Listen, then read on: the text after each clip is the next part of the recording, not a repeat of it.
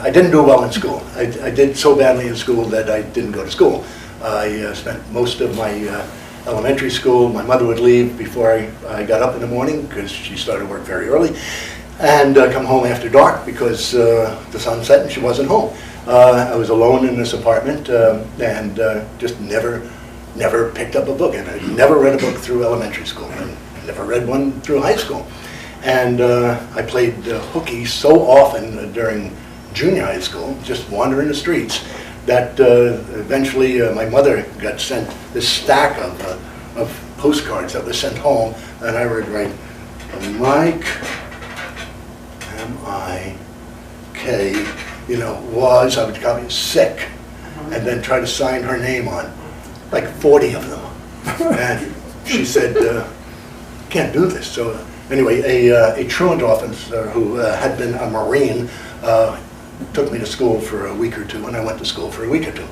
And then I didn't go again. But any of you remember Welcome Back, Kotter? Mm-hmm. Okay, that was based on an actual New York City high school class, not one class. Before political correctness, if you were in the 12th grade, grade 12, in a New York City high school, and you were really smart, you would be in grade 12-1.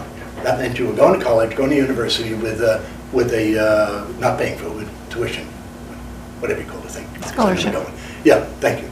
And if you're in 12-2, you're still going to college, but you probably have to pay something. 12-3, you'd have to pay tuition, but you would go to college. 12-4, you would be working in an office. 5 and 6, the same thing, lots of good office workers.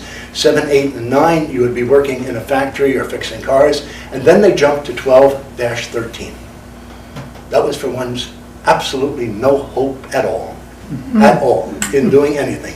They always had a big man teacher there with a ruler. He would sit down and he'd say, shut up. That was it. Slam the ruler down. Shut up, I said. We'd sit there all day long, shutting up. When it came to lunch, it was dry lunch for all of us because we had some infractions, so we would bring our peanut butter sandwiches and eat them, with no water, no Coca-Cola.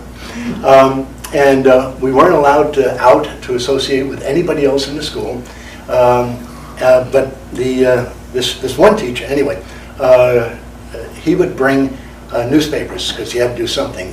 He always brought the New York Times, so it looked like he was smart and impressed the other teachers. But inside the New York Times, he brought the tabloids, the ones that had nothing to do but the Post and the Mirror, the Daily Mirror and the Daily News, and they were all based on crime, sex, and corruption.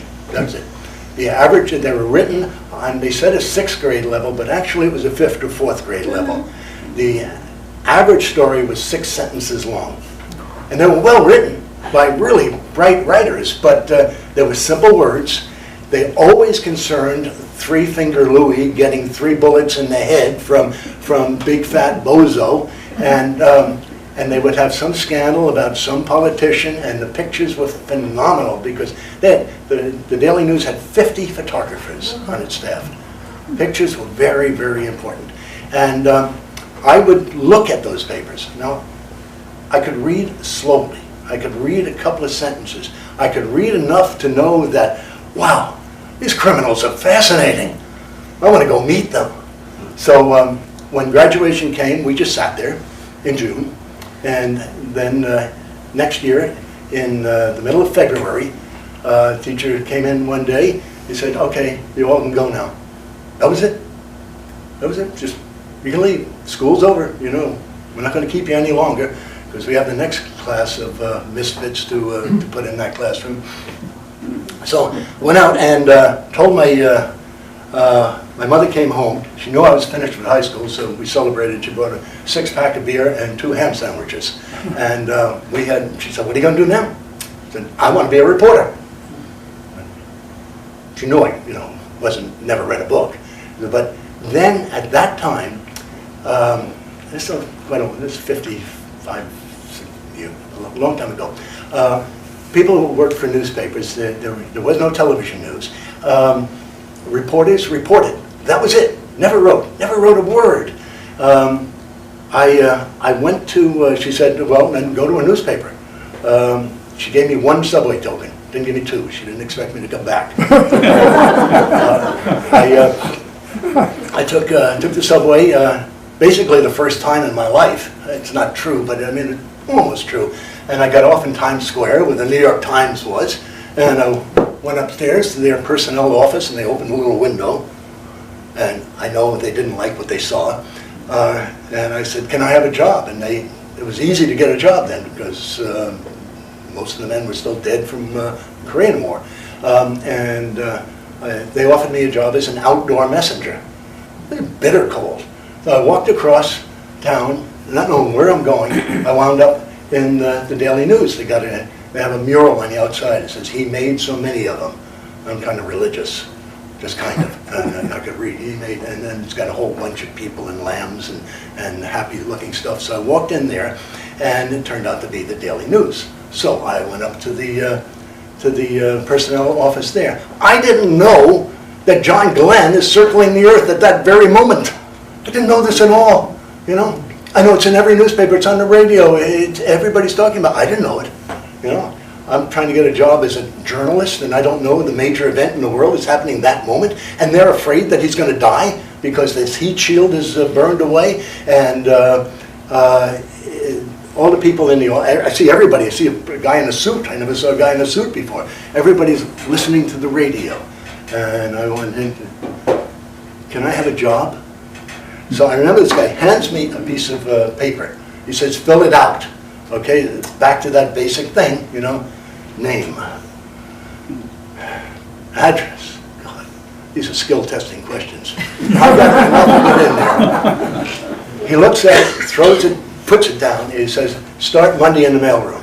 Okay, at least that's indoors. They get a job indoors as a messenger. And I stayed there 15 years. I went from mailroom messenger to a copy boy, which was the best years of my life, which meant just following reporters and photographers around, bringing film back to the office from sporting events, from murders, from crime scenes, stealing pictures of dead people from wherever I could get them, buying beer at 3 or 4 o'clock in the morning, which is very important.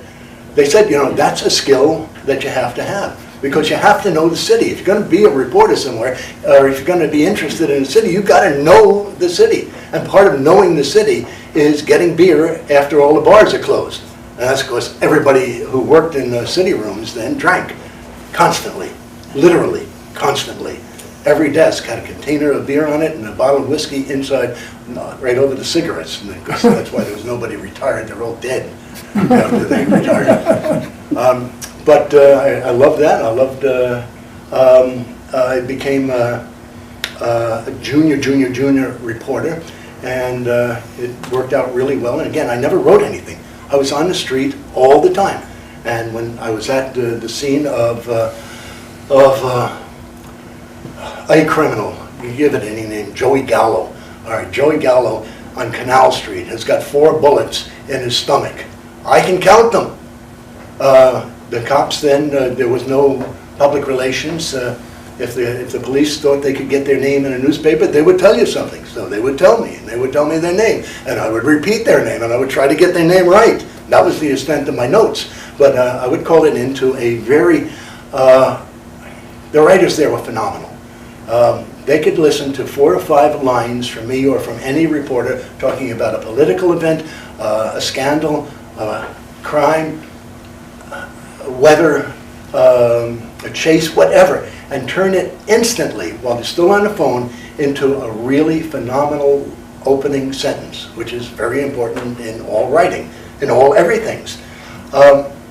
He would write this, or she would write this, sleeves held up, sun visor on, cigar or cigarette sticking out of there, and on a manual typewriter, write 1 sentence.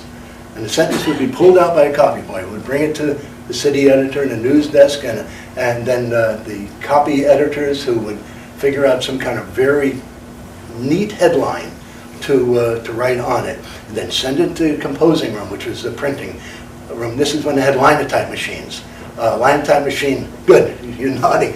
It's a giant. I mean, it would just fit under that under the ceiling, and great big arms that go up and down, and a hunk of zinc that's going into a melting pot, which has got a fire underneath it. And they would set the one line at a time of this hot lead, and it would have to be justified so that every line would be the same length. These are pretty hard-working people. There's 100 of these machines on one floor. It looks like hell. You can see nothing but smoke and fire, and people typing out one line. The second line is being written in the typewriter and is being going through this process. The third line, the paper is going into the typewriter. The third line, the headline is being written. Headlines were so important that the best headline, arbitrarily chosen by the chief editor every week, got 3 days' pay.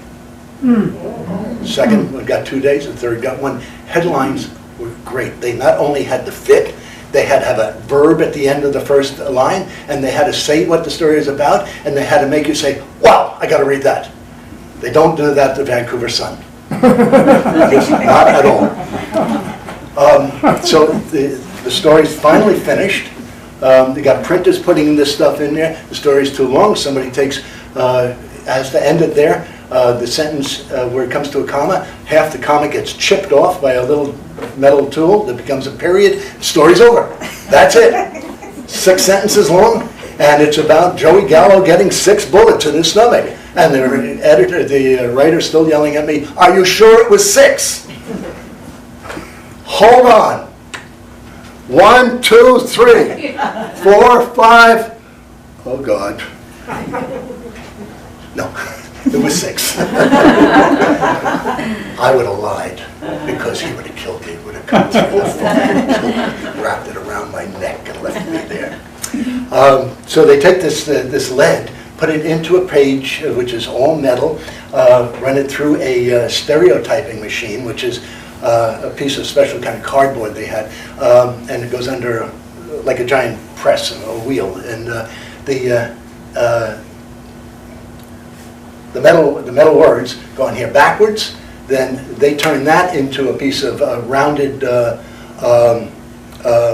page. It's a whole page, a newspaper page. They fill it up with they put that, stop the presses, put that on that plate on the presses, start the presses up again. Start the papers are coming off. Load the papers onto the trucks. The trucks go down to Canal Street and all through the city. This is 2 o'clock in the morning, or 10 o'clock at night. Get dropped off. The body's still in the street, and the newspapers are there. That beats CNN. And that was every night. 5 different editions of the newspaper every single night, and all of that. What a life I had. That was fascinating. It was exciting.